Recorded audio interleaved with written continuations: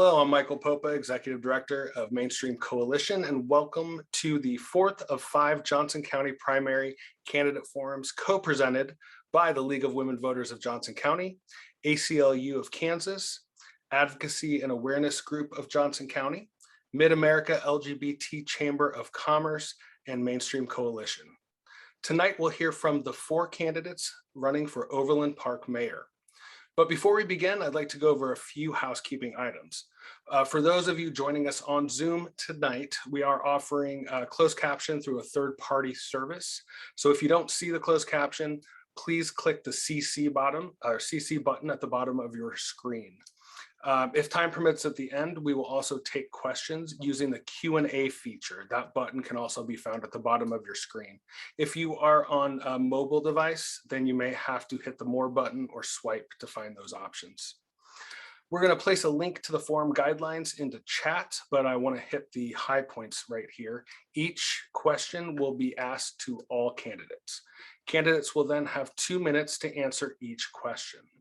And then time permitting at the end, each candidate will have 1 minute for closing remarks. The remaining time for each question and candidate will be placed in the chat. The partner organizations co-sponsoring this forum believe that democracy works best when citizens are informed and active. Thank you for taking the time to learn about these candidates that are currently running for office and the important issues that surround these races. And now, I'd like to welcome our moderator this evening, Linnea McKenzie with the Advocacy and Awareness Group of Johnson County. Good afternoon, everyone, and thank you so much, Michael. Thank you.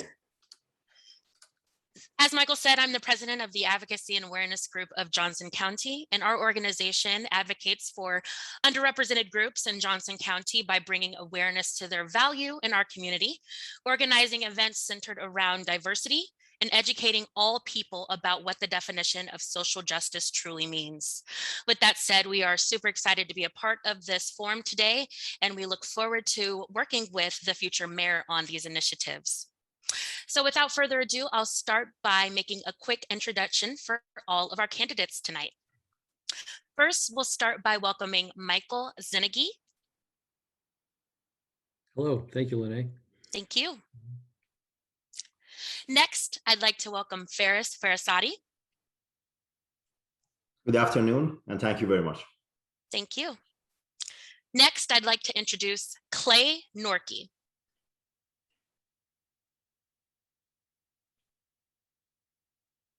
Thank you, Clay.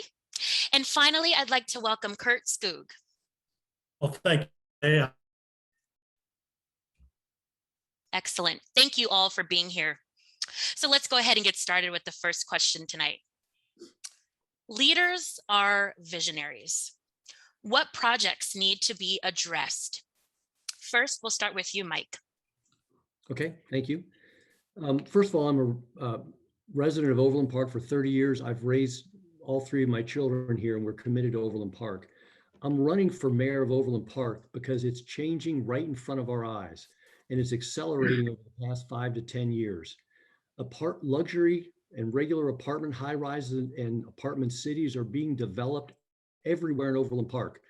Within 2 miles of my house, there are 39 apartment complexes and over 520 vacant apartments. OP was founded as a residential community of single family homes and planned neighborhoods. I believe the 3 critical things and initiatives we need to do to move forward is, first of all, restoring the voice of residents. We are a victim of overdevelopment. Developers have taken over the city, in large part, the City Council and Planning Commission allowing it to happen. Overdevelopment is causing congestion and residents to leave our community.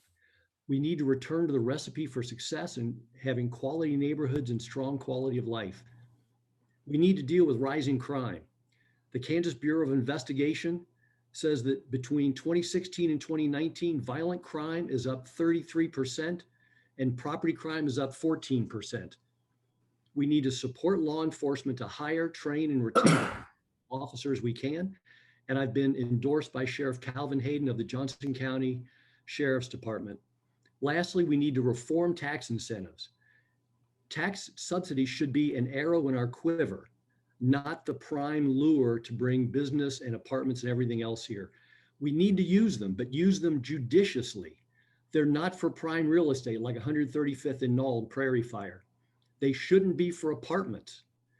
They can be used for rundown, non-attractive areas, but we can also use them to bring new business that is additive to our community, that brings high quality jobs to our community. Thank you, improves our Mike. quality of life. Thank you, Mike. Same question, Ferris. Thank you. I appreciate it. So we released our plan for Overland Park called OP 2025. And for the last 4 years, I have been saying that the fiscal responsibility takes the central role in this. Over $500 million given away to a bunch of luxury, unaffordable apartment complexes. Since 2018, I have been saying that that's not the way to go. That defunds our schools, defunds our libraries, parks, and our first responders. And that's in contrast with philosophy of taxation. I believe taxation is only legitimate when it puts the services back for the people. And then when you incentivize luxury apartments, there is a social equity justice issue with that too. So that's the number one pillar of my OP 2025. The second one is bringing the voice of the people, aligning the priorities of the government with the people. I have suggested 5 advisory committees that we can get to them on inclusivity, on quality of life, on budget, on public safety. All of these brings people to the table, to the discussion. And the last one is an evidence-based government. It's in perfect alignment with League of Women Voters' objective to do thorough studies. I am a scientist, and I believe that the government should act on the basis of evidence. Therefore, I want to establish 2 important offices, Office of Research and Development and Office of Media Relations, in a way that what your city, your government does for you is not covered with a stone wall in front of the media the way that it is right now. And I believe these would promote inclusivity, would promote people coming to discussion, being in the kitchen instead of being at the dining table. So that's what I'm trying to achieve. And I look at the government as a scientific topic, not too much of a political topic. Thank you very much. Thank you, Ferris. Same question, Clay. Thanks, Linnea. Well, I am running for mayor primarily because of my 9 kids that I have. They are getting into adulthood, and I want to make sure that Overland Park is a place that they will want to call home. They need affordable living, they need good, high-paying jobs, and they need policies and amenities that they want, that will be attractive to them. So to get back to your initial question, what projects should we be focused on? Number one, I think we need to improve the transparency and accountability of local government at all levels. That includes looking at our mental health responding and putting mental health as a primary objective going forward. Number 2 is looking at affordable living, affordable homes. If somebody works in Overland Park, they should be able to afford to live in Overland Park. So we need to address that missing middle that we have. And we can do that by using the housing toolkit the United Community Services has presented to us. And that is one way to look at how to address this affordability issue. Number 3 is having safe, connected, and sustainable neighborhoods. And that includes infrastructure. We have to address infrastructure needs throughout the city, especially with climate change happening. And we actually have flooding happening in certain parts of our city. So we need to address these issues upfront and sooner than later. So transparency and accountability, culture throughout all our government, affordable living, and safe, connected, and sustainable neighborhoods are the top 3. Thank you, Clay. Kurt, same question, and you're on mute. Could you repeat your question, please? I think maybe Absolutely, I'm happy to. Leaders are visionaries. What projects need to be addressed? Thank you for that. Thank you, Linnea, and for everybody for hosting today.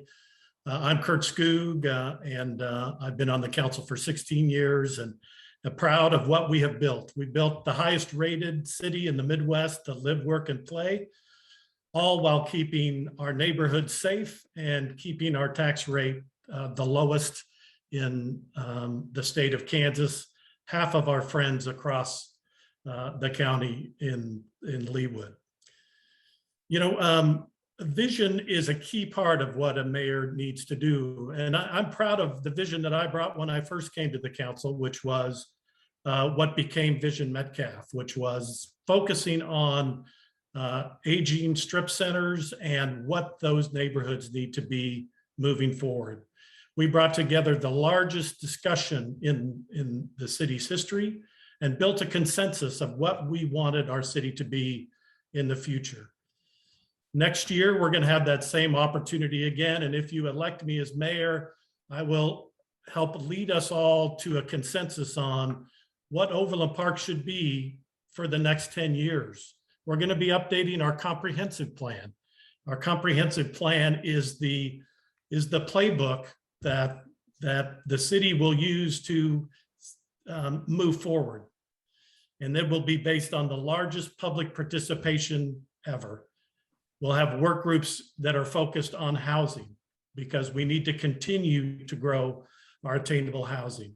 We'll have work groups on being a more welcoming community because we will not be successful as a community unless we have everybody participating in our future. And we will have one on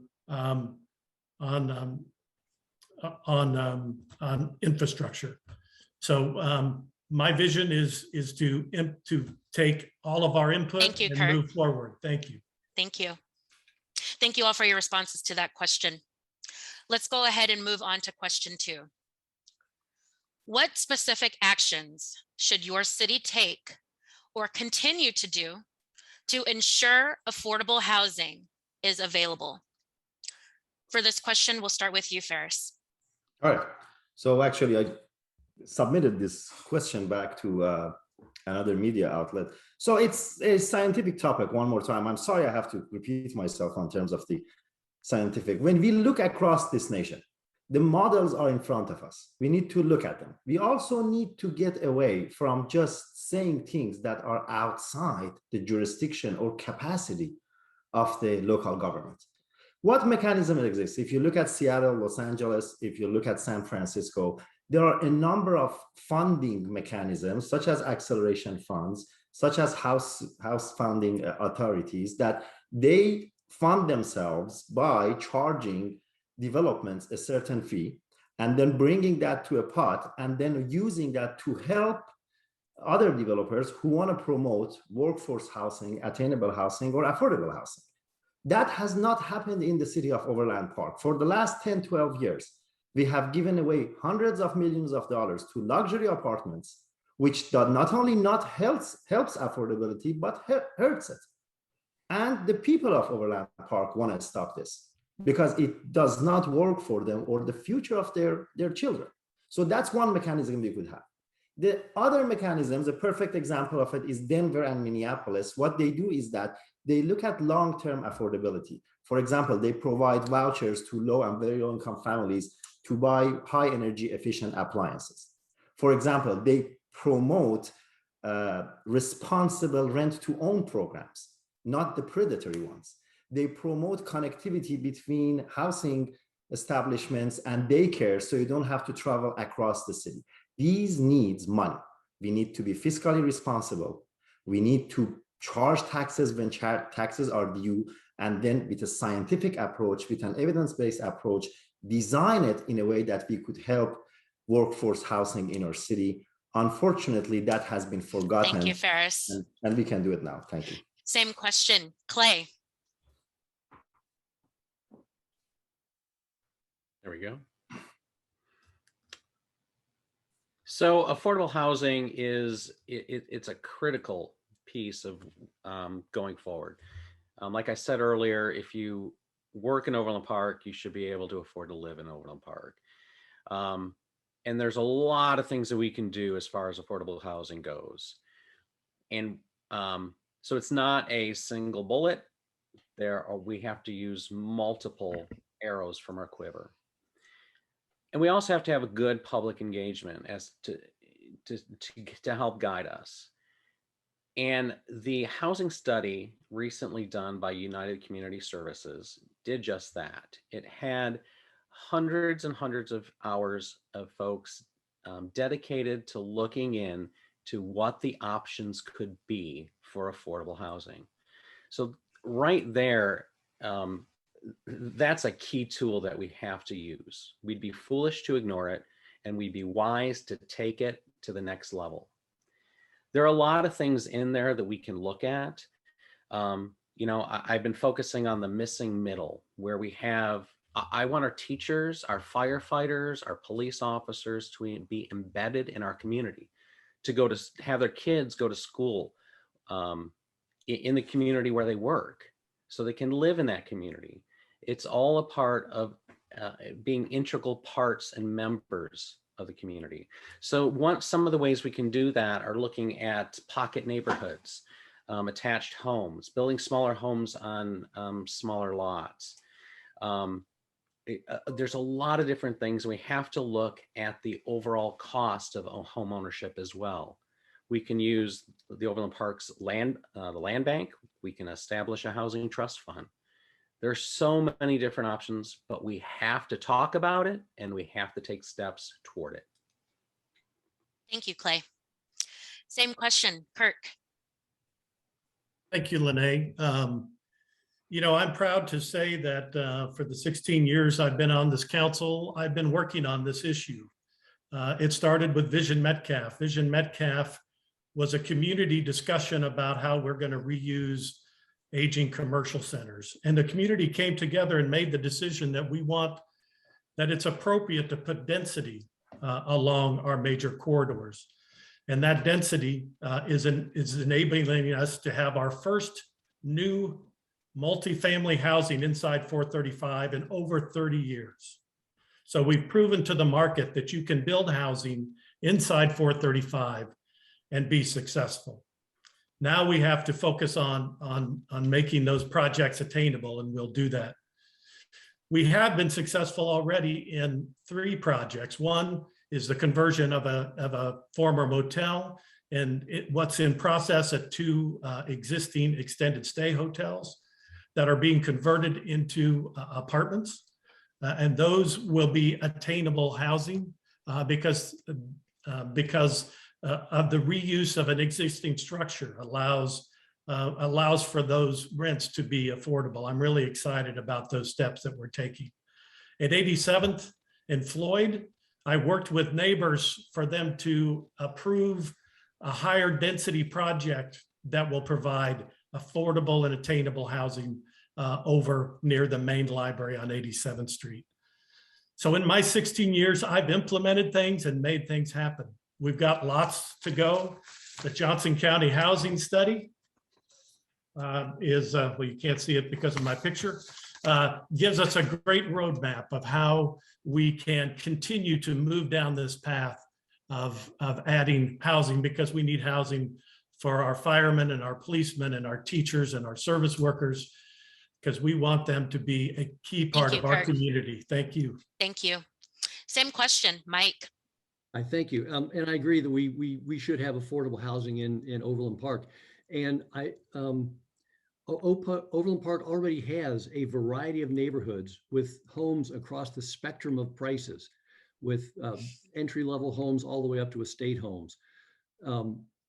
Overland Park needs to continue to focus on providing that wide variety of homes, and whether they're single-family homes, condos, attached homes, or other types of things.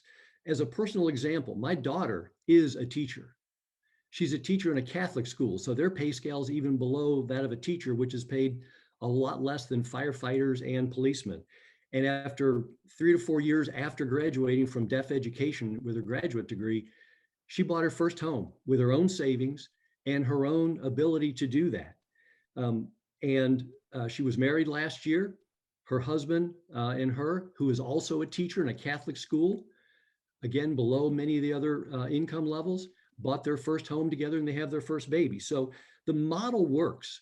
It's savings, investment, living a frugal life. And so you can save for something and achieve something, and the formula works, and then buy your house. Affordability is a function of hard work and savings over time, not immediate gratification. And people in Overland Park have worked and saved to avail themselves of suburban lifestyle. And that's what we want. Current homeowners shouldn't be forced to live with high density apartment complexes in their neighborhoods, regardless of the price point of the apartment complex coming in, whether it's designed for luxury homes, luxury buyers, or lower income buyers. We have affordable homes in Kansas City. We need to continue to focus on that and make different varieties available to them and encourage people to save and work towards that lifestyle. Thank you, Mike. And thank you all for your responses to that question. Let's go ahead and start with question 3. Tell us about your experience with managing a large budget. For this question, let's start with you, Clay.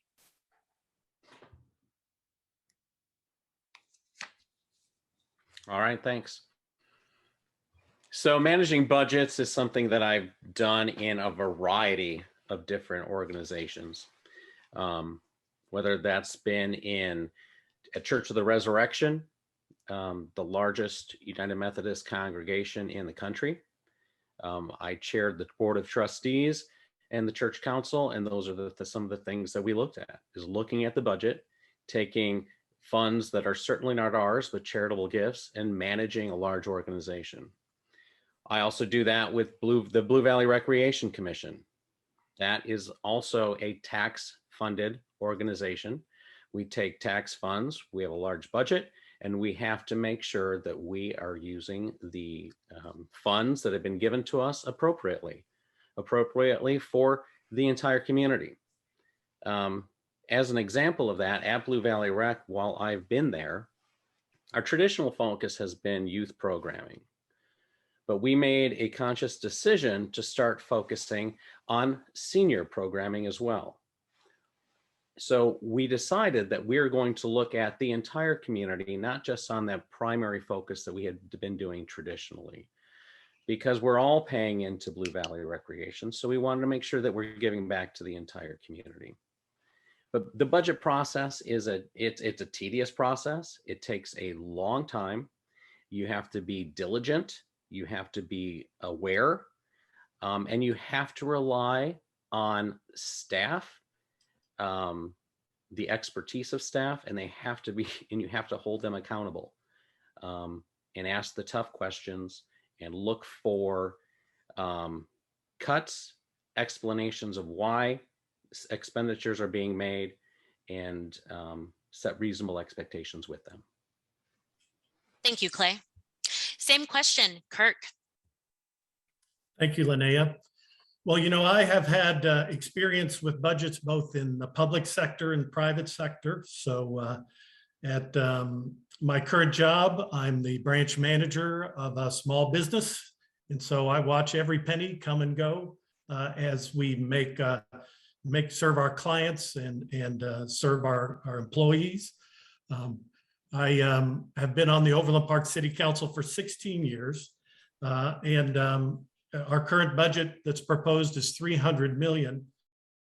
And the role of a council member is to play an active role in the development of that budget by setting priorities and advocating for expenditures, as well as prioritizing what the priorities are for our residents, and providing stewardship, because the city of Overland Park is responsible for its infrastructure for decades and centuries to come, we hope. On top of that, I'm the current chair of the Bi-State Commission, which oversees the Union Station facility. So we look at budgets of operations of Union Station. So I've done that. I've been chair and board member of the Mid-America Regional Council.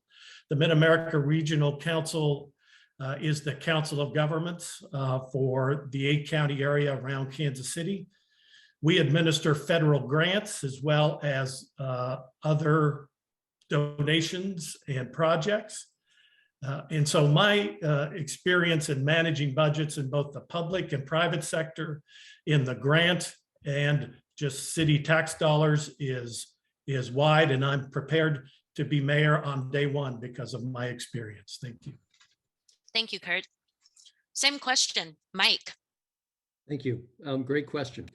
First of all, again, I live in Overland Park and I have a passion for this community, and I've giving up my retirement to run for office and hold this office to help Overland Park. I have 44 years of executive business experience, much of that here in Overland Park. I've run large organizations and I've solved complex business problems and managed large $100 million budgets. I have 17 years as a CIO of Applebee's and AMC here in Overland Park, 8 years as a partner with Ernst & Young, 8 years as a partner with United Research, and 8 years at IBM. I have a great deal of experience solving large, complex problems, running large organizations that are diverse with their purpose and their individuals within it. It's key to establish relationships with coworkers, finding common ground, collaborating, having spirited, respectful debate, and finding the best solution possible at the city, federal, and state level. I've been the chair of the KVC Behavioral when we built the facility at the Overland Park, Olathe Medical Center. I've worked with some of the largest companies in America and helped them solve billion-dollar problems at DuPont, P&G, Clorox, Grumman Aircraft. I'm the only candidate with extensive executive experience running large organizations and running $100 million budgets. And I'd like to put that experience to work in Overland Park to solve some of the issues that we have with budget and with direction. Thank you. Thank you, Mike. Ferris, same question. Thank you. So at personal level, I'm a cancer scientist. I have raised grants. I have got grants over $6-7 million for my research lab. Therefore, I had to manage it. Otherwise, my lab would be in trouble. So from federal entities, from US Department of Defense, from a state, from non-governmental organization, I live by essentially applying for grants. That's number one. Number two is that I am also, last 5 years, I have had the pleasure of working on the city budget to the best of my capacity. But what I want to bring to your attention is that I believe I and another council member, we are the only ones who ever went to the community and had a community conversation about the budget, explaining it, getting input from people. This is people's money at the end of the day. I have never heard of any other council member, with all due respect, that they had budget-specific conversation with the community, and that's absolute necessity. You don't design and develop budget in a vacuum. And that's where the difference between somebody who has a business budget experience comes with a council member and elected official. We have, at the national level, we have had a lot of discussion about business experience. That model I respect, but it's not in full one-to-one harmony with what a government should do. These are two different animals. It's applicable, but it cannot be fully credited as that model. The last thing is that I am proposing in OP 2021-2025 a citizen advisory commission on the budget. They have it in Virginia, North Carolina, Colorado, Florida. We need to let people come. We need to listen to them. We have our experts who then adjust the budget according to their priorities. I'm also a fan of zero-based budgeting, because that essentially takes a lot of base out of at designing a budget in a vacuum. So these are my priorities and my experiences with the budget. Thank you, Ferris. Thank you. And thank you all for your responses to that question. Let's go ahead and start with question 4. Government works best when the decision makers work together for the people they represent. What is your approach to bringing diverse viewpoints together to get things done for Overland Park? All right, for this question, we'll start with Kurt. Thank you, Linnea. Well, I think you can look at my 16-year history on the Overland Park City Council of bringing together diverse perspectives to get things done. I refer again to Vision Metcalf, which was the largest public participation of any project at its time, where we brought in everybody to think about repurposing aging commercial strip centers. During that, we had extensive activity to reach out to all parts of the community, because it's important as we reimagine the future of our city that we have everybody at the table to look at that vision.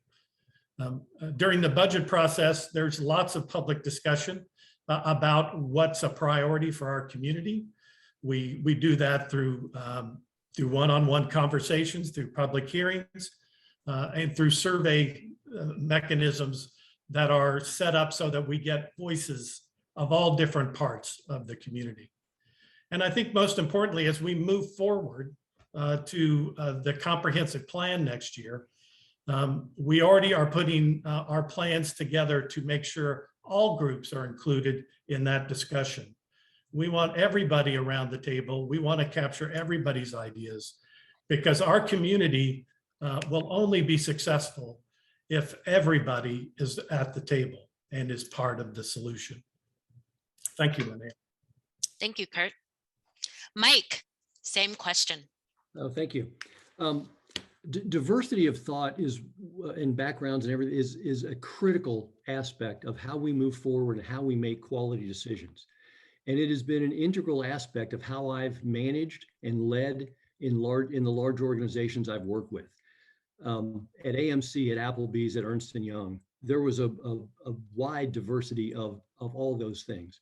As I said in my opening statement, restoring the voice of the people, of the residents of Overland Park, is one of the most critical things we need to do.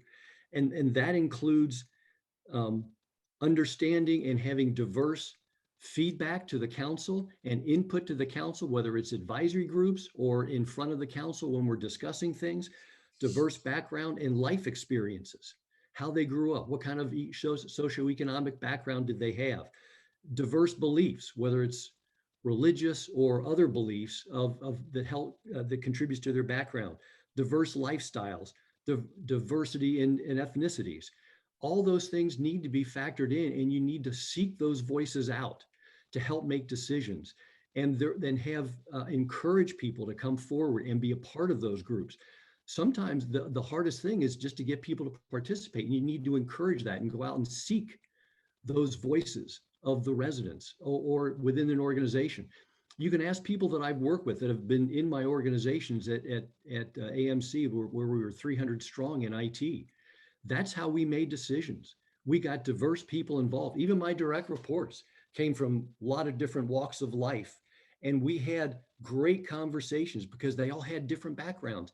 And that's what made our decisions so good, because we incorporated them into what we wanted to do. We had spirited, respectful debate, and we came out with good decisions. And that's what we need to do. Thank you, Mike.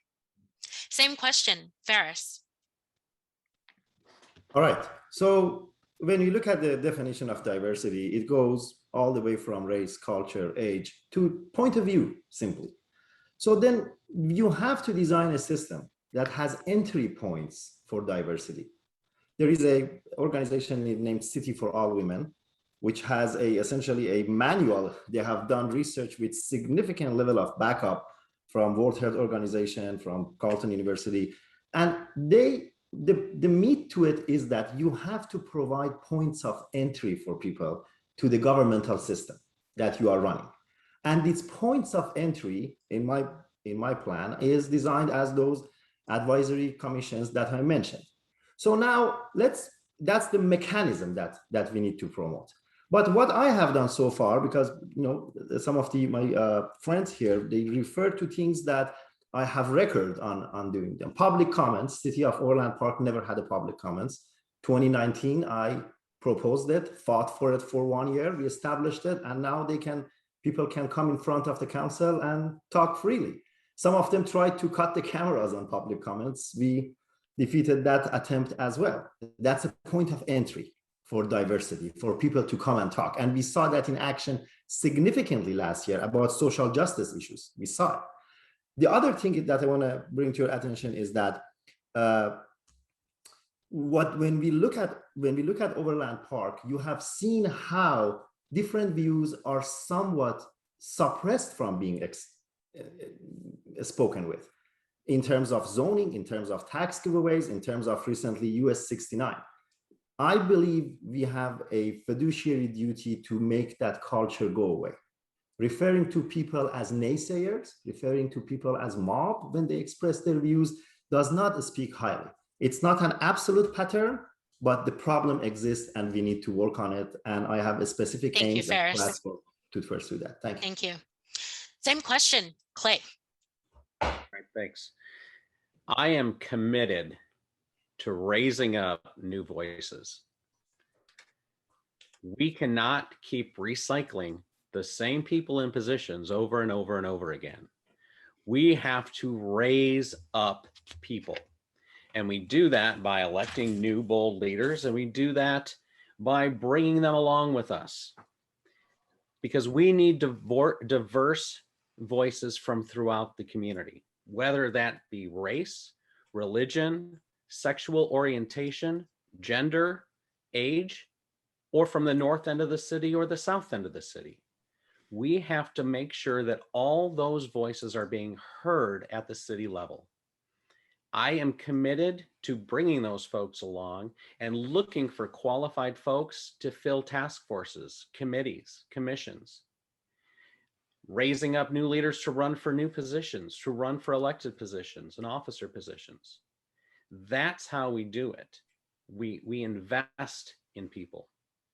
So to make Overland Park more welcoming and more inclusive, we have to be sure that all diverse voices are being heard from throughout the city, and we're paying attention to it. Thank you, Clay. And thank you all for your responses to that question. Let's go ahead and move forward on question 5. What will be your main focus when it comes to improving public safety? For this question, we'll start with you, Mike. Improving public safety is one of the most critical things that we need to face in Overland Park, along with many other cities across the country. Many cities across the country, we've been in the news, whether it's Minneapolis, Seattle, Portland, and Chicago, crime is rising, but it's very visible. We don't see that as much in Overland Park that is made public, but it is in fact here. Violent crime, according to the Kansas Bureau of Investigation, since 2016 is up 33%. Property crime is up 14%. If you doubt that, go to next door neighbor and look at the website and see all the break-ins that are happening. It is the most frequent topic as I've walked the hundreds of homes as part of this campaign that people want something done about. I am a strong supporter of law enforcement. I've been endorsed by Sheriff Calvin Hayden of the Sheriff's Department in Johnson County. We need to have the best officers. We need to fund the police to make sure we're able to hire, retain, and train the police to be able to act in split seconds for life and death situations and patrol our streets and work with mental health professionals to make sure that we're providing the right kind of coverage on our streets to help the people that need to be helped and protect the citizens that need to be helped. We cannot defund the police. It will never happen as long as I'm mayor. We need to make sure they're funded, that the police officers are appreciated in our neighborhood because they are a part of our neighborhood. They are the critical element to keep us safe and secure so that our city can move forward. Thank you, Mike. Ferris, same question. Thank you very much. I appreciate it. So again, talking about a little bit of mileage and history. In 2020, in the middle of the pandemic, I and another council member were the only ones who were pursuing hazard pay for first responders, for police, for fire, for ambulance people. The others, unfortunately, didn't even want to discuss it. It was at the peak of the time that they were dying from coronavirus, and the number of deaths in public safety personnel was even more than doctors and nurses. Then I had the honor and the pleasure of working with our late officer Michael Mosher on that. And that's why the Mosher family has been supporting me, and I'm just honored that they do that and they endorse me. So when we talk about these narratives, we have to go and look at who has done what, who has been there, and what the plan is now moving forward. Number one is that do not take the necessary budget away from the public safety by giving it to multi-billion-dollar luxury developers. At the same night that we denied $600,000 for first responders, we handed over $6 million to a billion-dollar company. Number one thing I do is that I provide them with appropriate level of budget. Number two is that evidence-based policing is a department at George Mason University. We need to open our eyes towards public safety as a scientific topic, as a technical topic.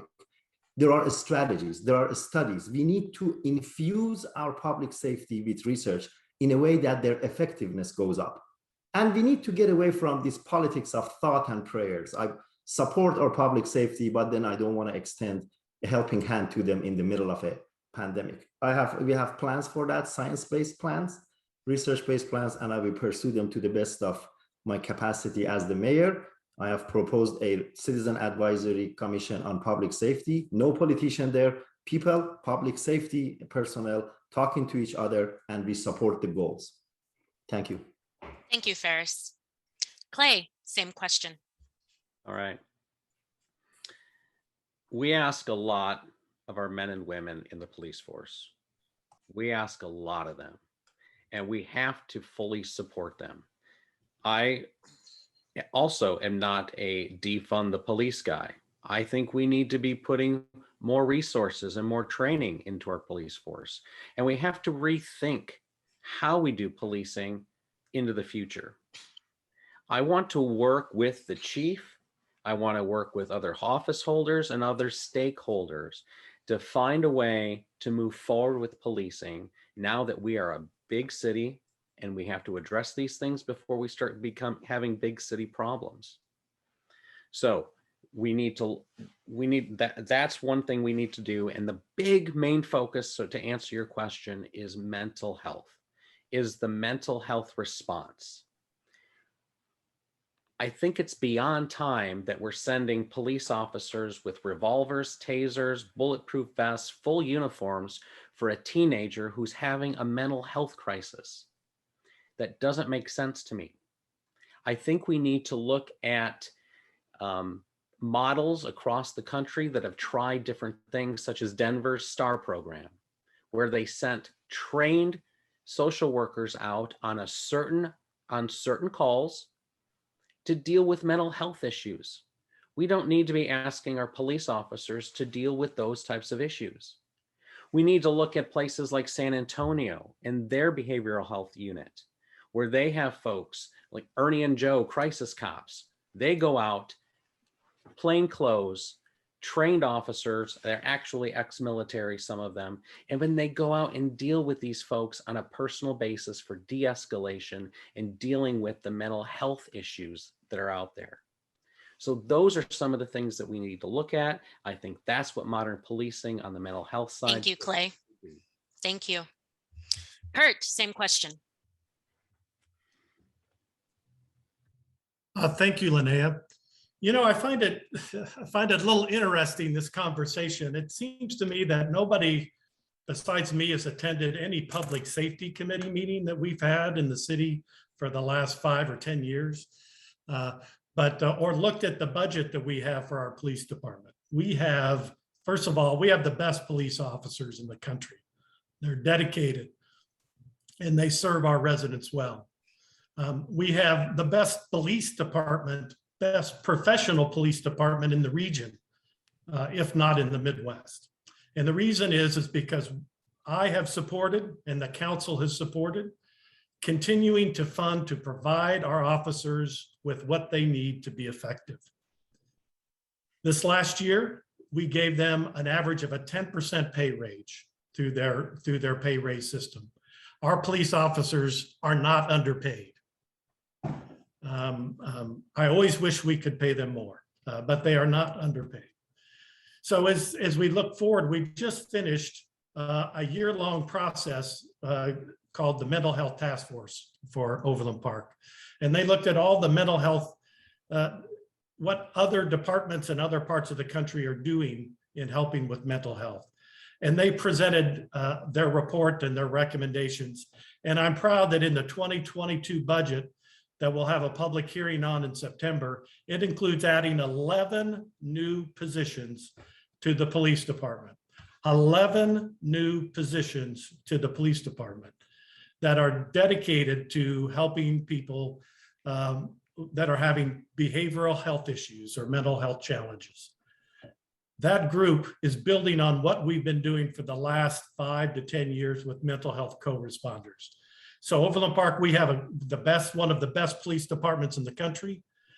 We are implementing changes and funding our Thank you, people. Kurt. Thank you. Thank you. And thank you all for your responses to that question. Let's go ahead and focus on question 6. Mayors have many responsibilities which differ from city to city. Which of these responsibilities do you personally consider the most important for Overland Park? For this question, let's start with you, Ferris. I believe mayor is, it is true that it has a role as a visionary. However, the concept of leadership in the year 2021 has shifted away from I am the leader to the concept that I can provide a facilitation, a conversation for a system, the breathing room for a dynamics that could produce results for you guys. In science, it's like that. In politics, it should be like that. In government, it should be like that.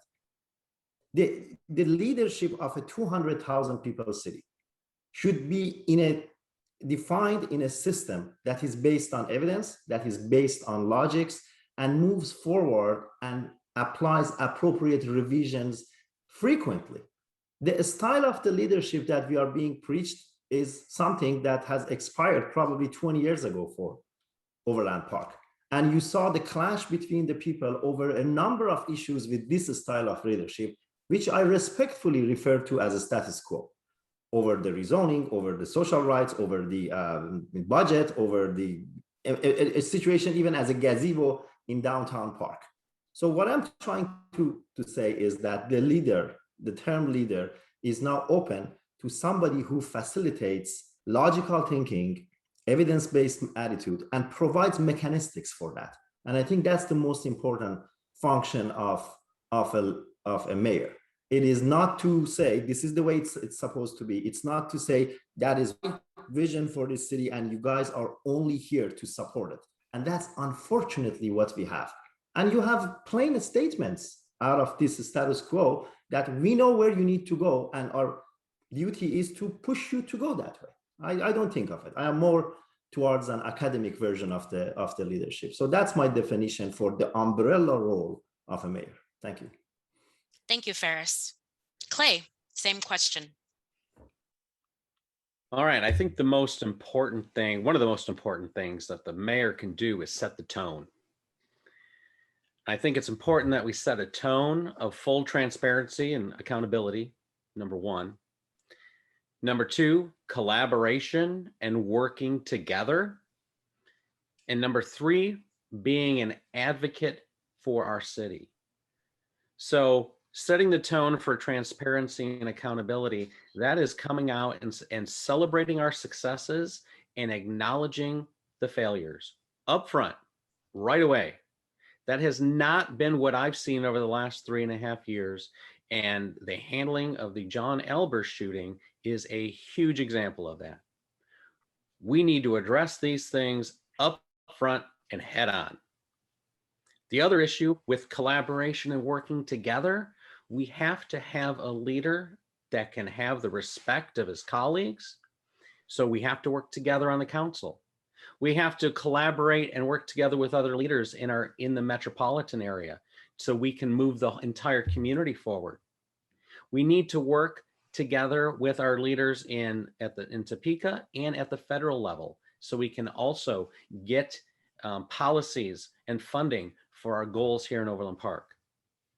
And finally, the mayor has to be an advocate for our city. The mayor has to be out there. In today's world, that's what our residents want. They want to see us in action, and that we have to make sure that we are acting on behalf of the people. We have to have that good public engagement. We have to have their feedback. We have to act on for the people, and we have to act responsibly.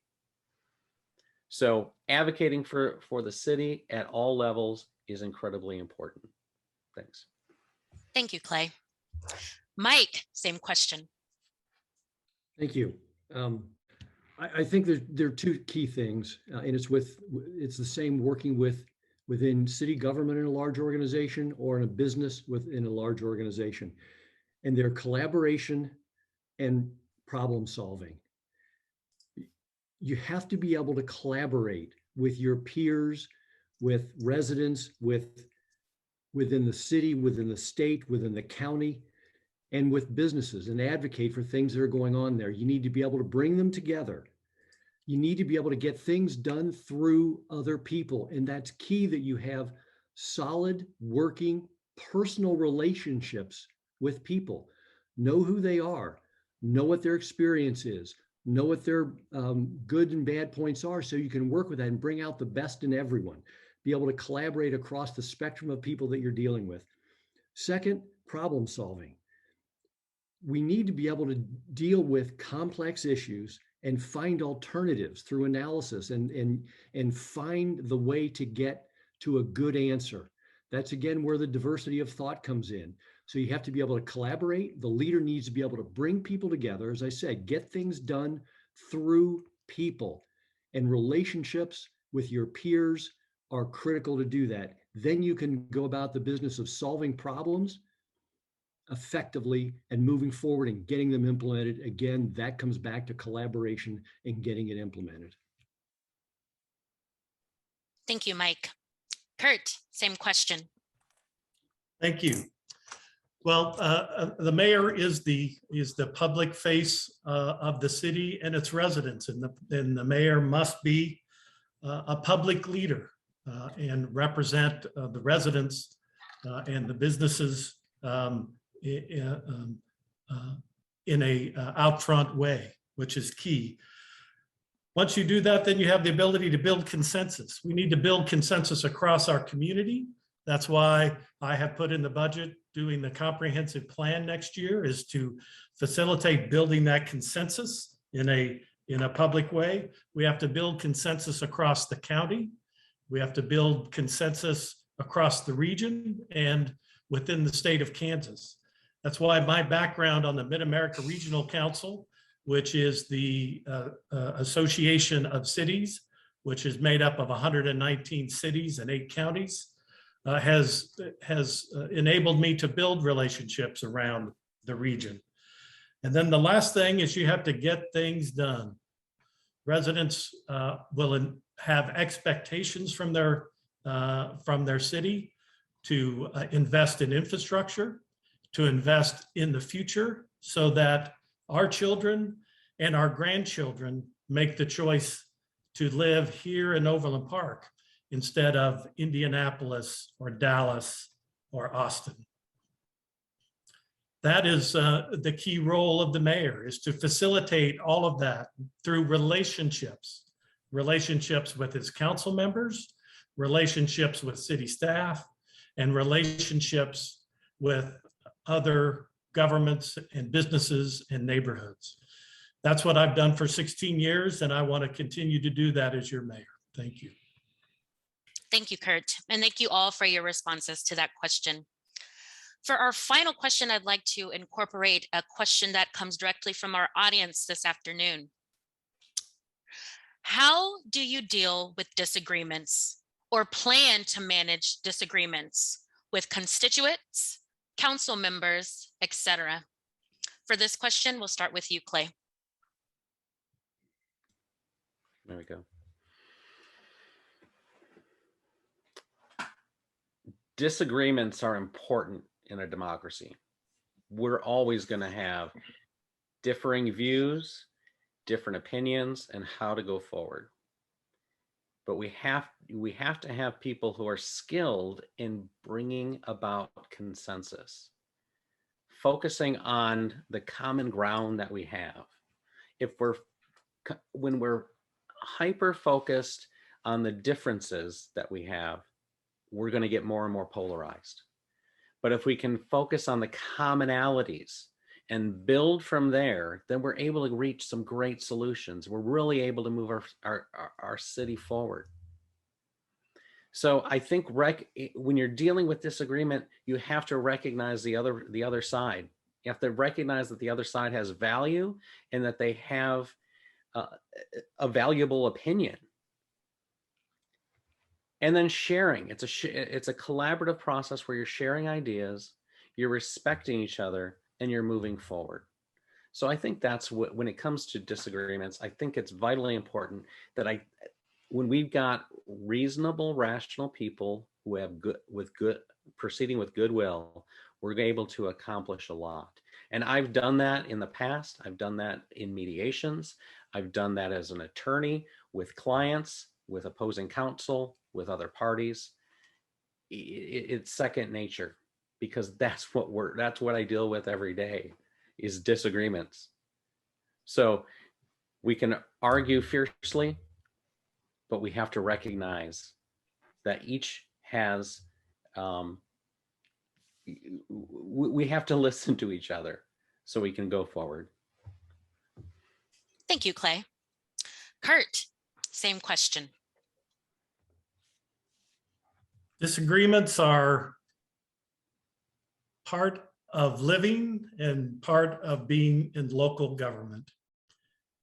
All of us have our own priorities and our own challenges and our own views of how things should happen and how the city should operate and how our community should interact with each other. That's why it's so important that we continue to use processes that we've used in the past and tweak them for the future. So when we do public processes, we gather input from everybody and try to find a consensus. And consensus enables us to prioritize the limited resources that we have as a community. So in my 16 years on the council, I've had many disagreements in people's backyards and in neighbors' living rooms. And I am proud of my skill of being able to listen and talk and work through those issues. You know, sometimes we're able to get the problem solved, and you know, sometimes, you know, it just can't happen for various reasons. But we have those discussions. That's what I've done my whole career here on the city council, and we'll continue to do that. And we need to continue to get better at it. You know, we are a changing community. We're becoming more diverse, which is wonderful. And we need to make sure that we consider and hear and discuss all viewpoints when we make decisions. But at the end of the day, the job is to make a decision. I've been in the committee room making decisions on budgets. Thank you. Thank you. Mike, same question. Okay, great, thank you. Disagreements, they happen everywhere in all phases of your life, whether it's at home or in business or in government or anywhere else. The role of the leader is to bring people together to make a decision.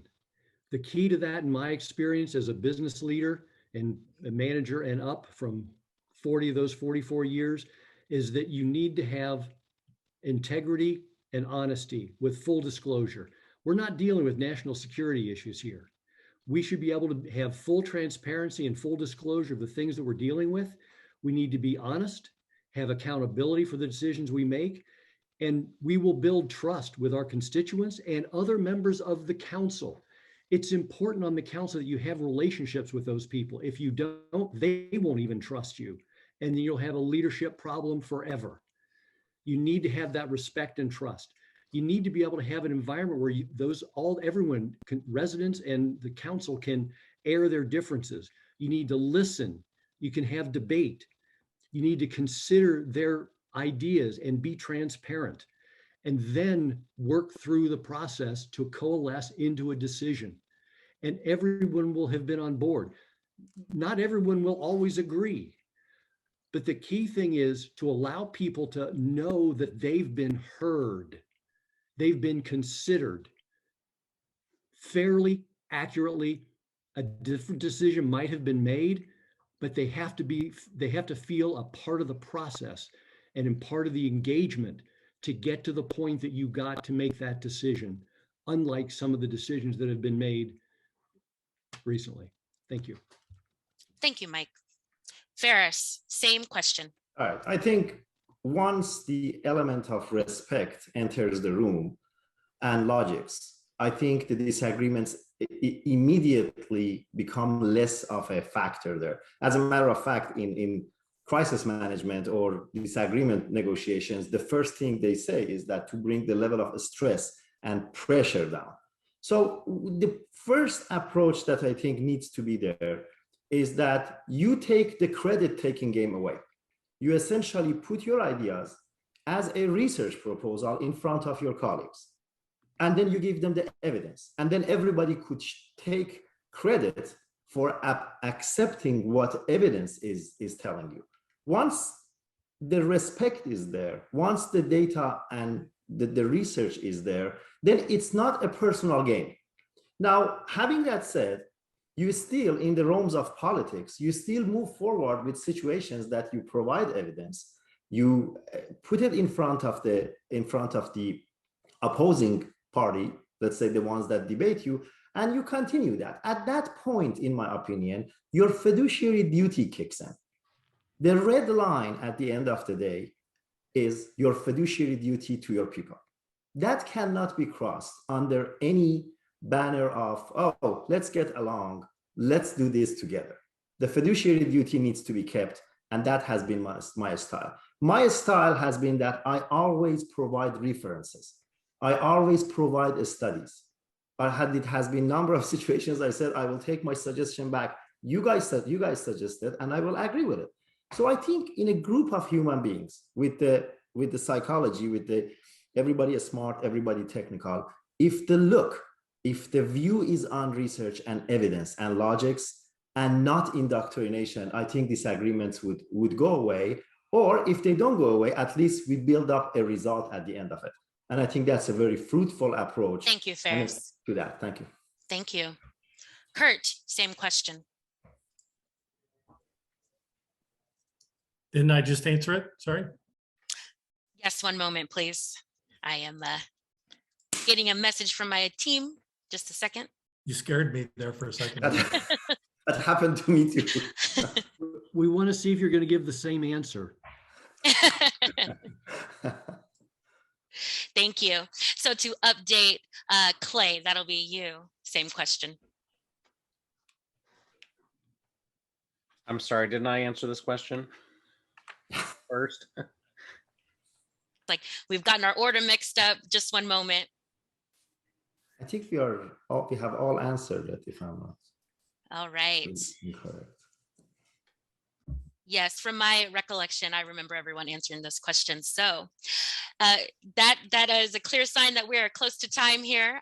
So without further ado, I would like to go ahead and give everyone 1 minute to make closing remarks. Thank you all for your participation this afternoon. Thank you all to the attendees for being a part of this discussion. And for closing remarks, we'll start with you, Kurt. Thank you, Lene. First of all, I'm honored to be here. It's been a great discussion. On August 3rd, the residents of Overland Park are going to make a decision about the future direction of the city. I'm focused, as I have been for the last 16 years, on strong, safe neighborhoods, on growing and attracting high-paying jobs, and strong partnerships with public education. My wife, Amy, and I moved to Overland Park 26 years ago when she was pregnant with our youngest. And we found a wonderful house that has become our home in a great Overland Park neighborhood. Our kids attended Shawnee Mission schools. And And now we're hoping that our grandchildren as well will attend Shawnee Mission schools. I have a passion for local government, and I have displayed that through all of my different activities. And I would ask for your vote on August 3rd to be mayor of Overland Park to keep us moving forward. Thank you, Kurt.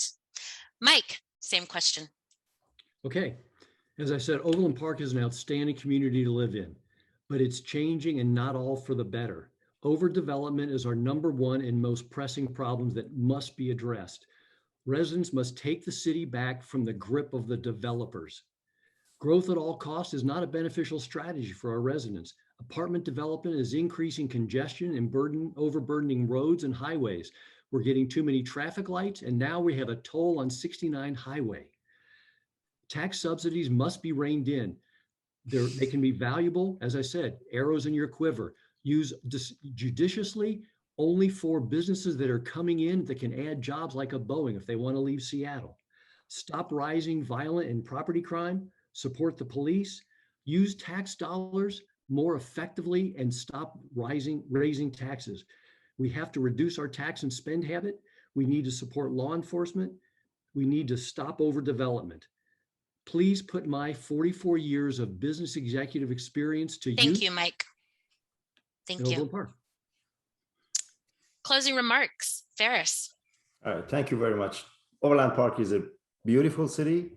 We need to protect it. We need to keep the quality of life and enhance it. You have seen me with you in your neighborhoods, from Brook Ridge to Downtown Park, from Morse Elementary School to Ranch Mart South. If you needed me, I was there listening to you.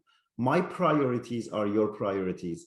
The function of government, in my opinion, is to find the most logical, research-based, evidence-based way to make your priorities happen. And I have shown that. It's not narratives. It's something that I have done for you. I have been there when you were asking for transparency. I have been there trying to put your tax dollars away from the pocket of the special interest groups back to your pocket and the pocket of your future generation. And I will pursue that. Overland Park can be a national model for an evidence-based government that has put the priority of the people first and continues to cater to its residents. And that's what I am after. Thank you, Ferris. I have shown that. Thank you. Thank you. Clay, closing remarks. All right, my campaign comes down to respecting the past, embracing the future, and empowering the people. We cannot rest on our laurels. What brought us here today, where we are, is not going to get us to where we need to go in the future. It's a highly competitive world, and it's a world that demands dynamic leaders who are out in front and working with residents and other leaders. We must embrace that future. We need forward-thinking, bold, new leadership. Our residents are demanding it. They want to keep the good, but want us to go further. We cannot be stuck in the past with the same folks over and over that represent the status quo. We cannot have radical destructive changes that risk losing all we built. We need someone who will fight to preserve all the good, who represents positive change that the residents are demanding. And that's what I bring to the table. We will empower the people through full transparency and accountability, and I will be a mayor who is a fierce advocate for this city. Thank you, Clay. All right, so that will conclude our Overland Park mayoral candidate forum. Thank you all for your participation and attendance. Thank you to our sponsors and co-sponsors, and we look forward to seeing you all at the polls. Have a great afternoon and evening. Thank you very much. Thank you, Lene. Bye-bye. Thank you. Thank you, Linnea, for moderating this evening, and to the candidates for taking the time to share their perspectives, and our partner organizations that made this forum possible. League of Women Voters of Johnson County, ACLU of Kansas, Advocacy and Awareness Group of Johnson County, the Mid-America LGBT Chamber of Commerce, and Mainstream Coalition. Both the League and Mainstream will post a recording of this forum on Facebook and YouTube, so please find it and share it with your network of voters. Just a reminder that advanced voting began yesterday by mail. Advanced voting in person begins on the 24th. July 27th then is the last day to request an advance ballot for the August 3rd primary election. Before you vote, please visit vote411.org or ksballot.org to read up on candidates' positions, find your polling or drop-off location, and make a plan to vote. And this evening, we're also hosting a forum for OP City Council candidates. We'll hear from wards 1 and 2 at 6:30 and wards 4 and 5 at 7:30. If you haven't yet, you can register at the link in chat. Thank you again for joining us and have a wonderful evening.